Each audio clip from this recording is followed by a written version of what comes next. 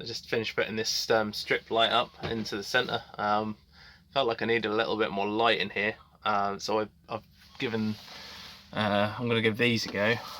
This is sort of like a more warm light. It's not like the really super sort of Fort Knox kind of bright white light that you sometimes get. I've got two of these. I think they were about £12–13, something like that. What are they, like a metre long? You can get the 1.5 metre as well, but there's not really any requirement for that in here unless you're going to go along the side and round the back of the bulkhead there. But I thought sort of one in the centre. We'll see how that goes. You get two in a pack, so yeah, and they're kind of quite cool actually, because they've got the light switch disconnects from the main cable, so you don't actually have to have it connected all the time. Just a little bit of velcro there, and it's also got like a little sensor on it, so you can have it set automatic, which is pretty cool. Got mine just tucked around the back here, up on the ceiling, so I can just turn that off. That's good. So I've moved Katrina into Shockley Marina over winter. It's an extremely well protected place to keep the boat from weather and tides. The water level in the marina itself is maintained via a lock, which is accessible for use 24/7.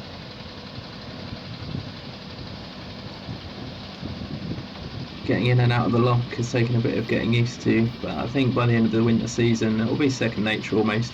I've not hit anything yet, which is good news. So one thing that you really need to watch out for when entering and leaving Shockley Lock from the sea is the narrow channel leading up to it. It's quite long, but the tide flows strong left and right with shallow banks on either side. Engine failure doesn't really leave you much time before you get carried over them, so it's probably best that you have an anchor at the ready just in the event that you do lose your engine.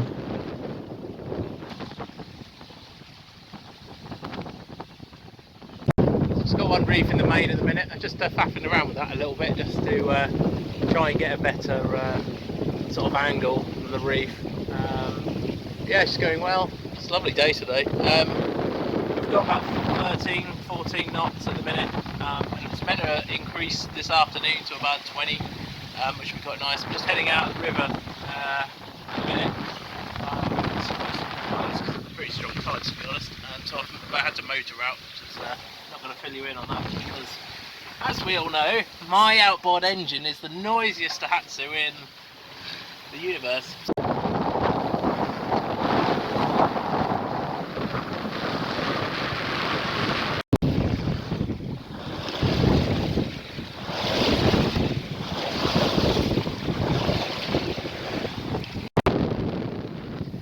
So I just run through some points of sail. We've cleared most obstacles now. So we're just on a sort of quite close hold at the minute, pointing quite high into the wind. That little black marker there, just into the green sort of zone, is the direction our wind is coming from. So that puts us on a starboard tack. So the wind is coming across the starboard side and moving us along quite actually nicely at the minute, about 4.5–5 knots. So really, when you're, if you want to sort of head into wind, whichever direction you want to go into, at the minute I'm kind of just kind of southeast facing, 120 degrees, something like that. So yeah, I wouldn't be able to do any further to the east, because see what happens if I start to push the helm away, we start to head further into wind. So what happens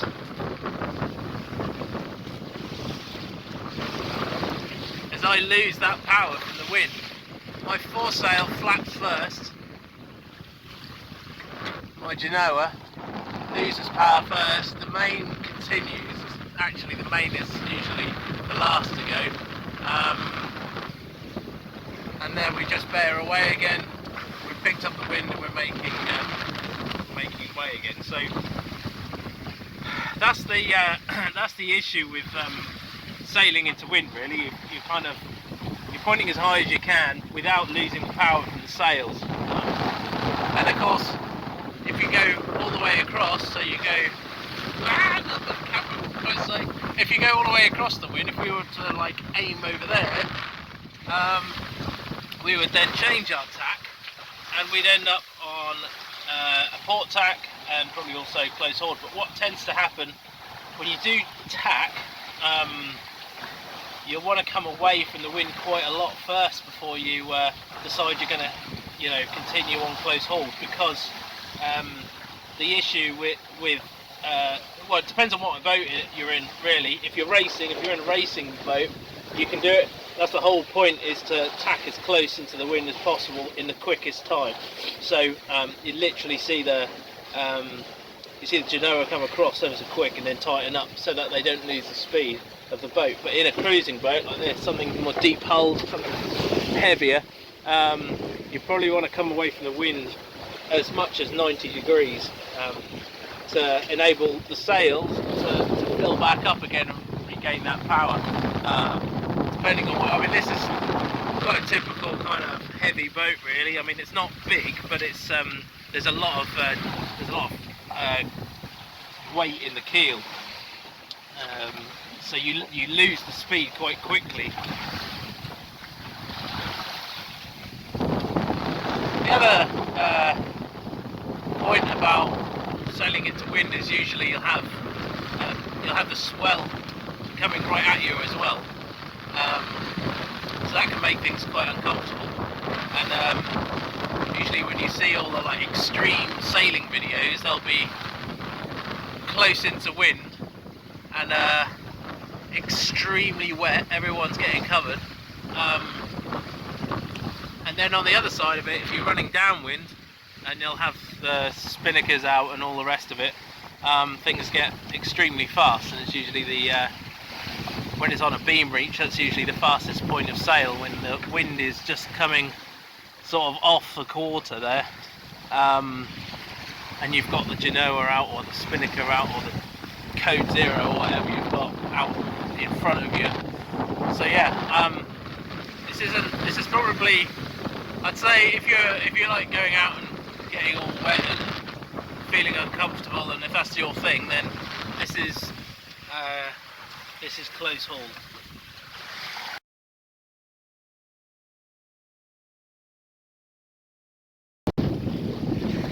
Okay, so what I'm going to do now is I'm going to go from close haul onto a broad reach. And what tends to happen is you start to pull away, because your sails are so tight, because you're trying to maintain a power into the wind. The boat will start to heel and feel quite uncomfortable. We start to head off now, see what happens.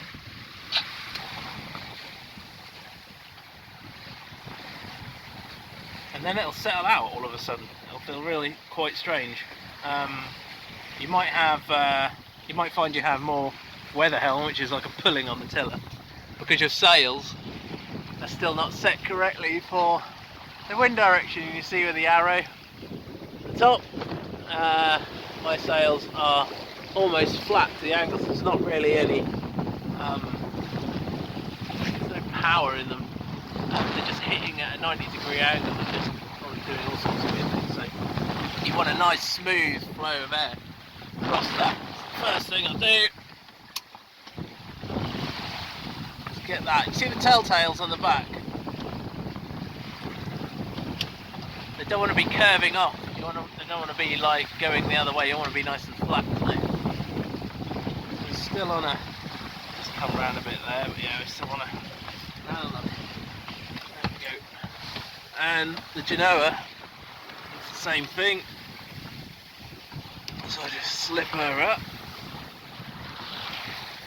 And again, you see the telltales on either side of the sail. You should be able to see, actually my port side one on the other side is caught up, but they want to be nice and flat, nice and straight. That gives a good indication that the wind flow is good on either side of the sail. So and the boat will try and pull its way into wind again, almost like it's a kind of like a safety feature really. The boat wants to round up into the wind. But now all of a sudden, look, that choppiness. This is the same sea, by the way, I'm not kidding you, I'm trying to pull the wool over your eyes. Has settled down quite considerably now. It's all gone quite quiet. There's no water on the deck or anything else like that, so quite a nice point of sail. And you've also got the option of heading you've got, you know, more kind of leeway, I suppose, in terms of direction. You know, you can head out sort of like 30 degrees either way of where you're heading, instead of being more concerned about having to go around or anything like that, which is quite nice. So on the proviso that your sails are nicely trim, you should maintain some speed. It should actually start to pick up a little bit depending on the wind strength. Yeah, like 10, 11, I think sometimes we're seeing 14 knots today. But you will lose apparent winds. Now apparent wind is that wind that you gain from your speed. Now I have lost some of that apparent wind. My boat is doing the same speed but in a different direction and not into wind, so I'm not gaining any wind speed from my boat speed, if that makes some sense. So whereas before I was seeing about 14 to 15 knots on the anemometer, it's now dropped to about 10 because I'm not heading into wind anymore. So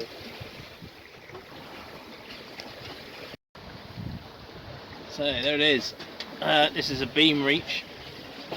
There's not enough power now in the wind to give the mainsail. It's still pulling, but not as much. Probably wants to go out a bit more than that. Now the other thing is, the genoa is now being blocked quite considerably. It's all the way out. It's quite a full genoa still, but it's being blocked by the main, so it's flogging now and then. So what would normally happen is, on long distances, the main will probably come down because there's also the risk that it can jibe, and then a larger sail would be put forward, and it helps with the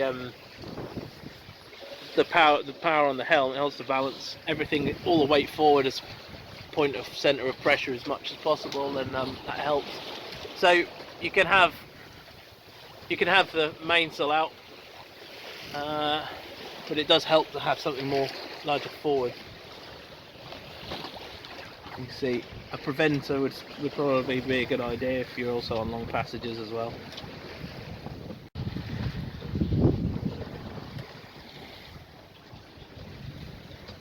So yeah, dead run, and I pulled the genoa across to the other side, so she's running goose wing. Now we've lost even more. We've gained a little bit of boat speed by doing that, but we've lost our wind strength, so she is flogging quite a lot. We do with a bit more power, a little bit more wind strength, to be honest. But yeah, normally I'd put a pole out to keep the genoa full, and stop us slogging around like that. So it's not too bad in a minute. But yeah, if it's really blowing, you can reduce the sail. It really sort of down the mainsail, get rid of the mainsail, the small genoa, and this way, if things can be sort of made as comfortable as they can be, if it's quite a strong wind.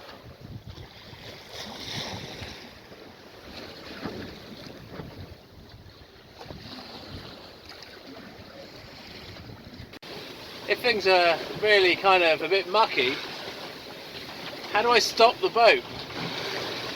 Well, I'm going to show you now. It's something called heaving to, commonly practiced when there's much more severe sort of, wind conditions than this. But yeah, if you want to make a coffee and you don't want to bust your gut spilling it all over the floor, this is Heaving 2. So the sail, the foresail will stay the same, secured to the same side. The main will also come in slightly, well, it'll stay in, but it's hard over, and then you tack round into the wind, but you leave everything where it is.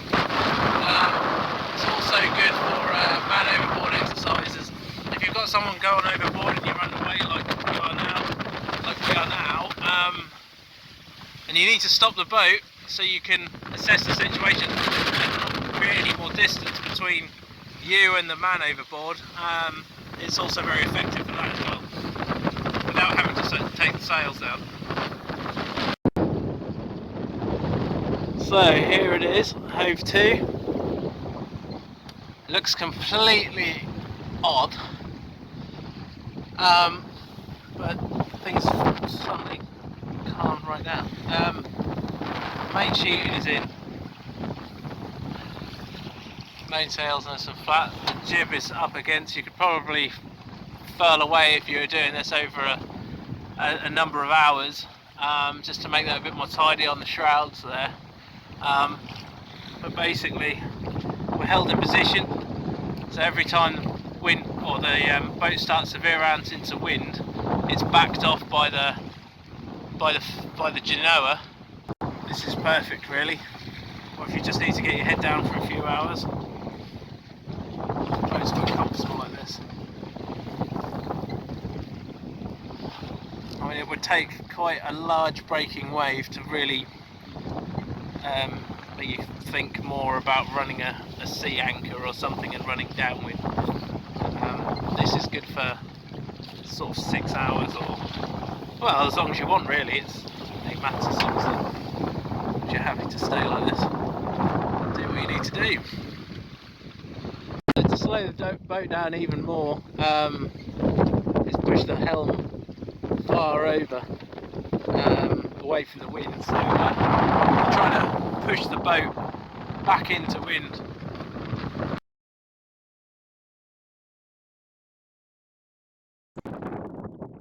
Heaving 2 has been used by a number of yachts to survive storm conditions greater than force 10 in the past.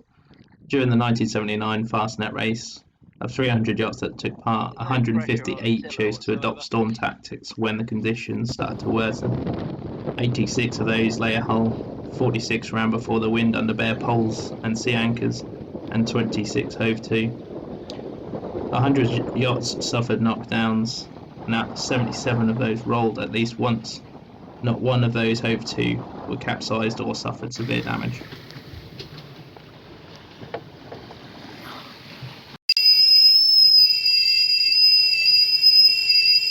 It's as easy as that.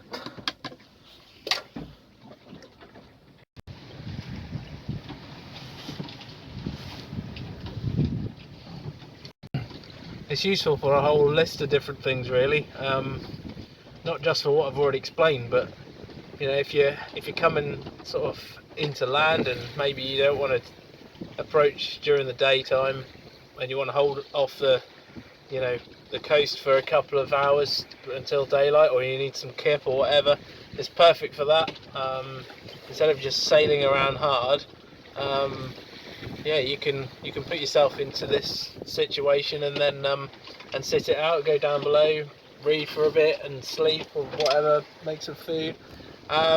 Yeah, also you know, if you've got anything you need to do with the boat, if there's a problem, if you're taking on water as well, Heaving 2 just stops everything from moving around, so you don't have to, you know, if you're taking water from one side, you can heave 2 on the side which you're not taking water on, and then you can attempt repairs, etc. So as I've already mentioned, man overboard, you can do this, and if they're capable of swimming to the boat, then they can. You know, you don't have to go around in a big figure of 8 or whatever they teach you in RYA syllabus, and you know, if you can do it quick enough and the sea state is okay, you know, they can climb up, you know, they can come back up to the boat, climb over the stern, or you can lift them out, whatever. So yeah, there is a lot of benefit in practicing this, I think, for any size boat.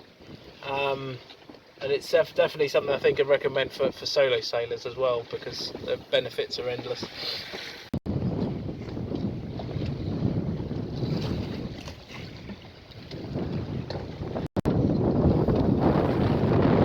So you want to get underway again, but you can't push the helm over far enough to get back onto the onto your starboard tack that you were on before. The only way really is to slacken off this line and bring the foresail over to so that you're on a port tack, and then you can get on the way again. So here we have it, back in forward direction mode.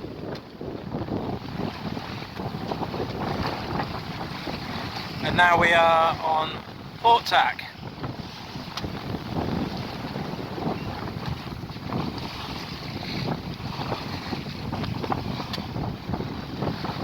We get 17, 18 knots.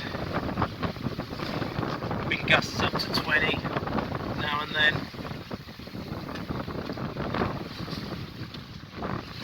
Absolutely beautiful for a November. Late part November, so we're into December next week. And it's bloody mad that I'm doing this out here. Really. And I'm still able to feel my fingers.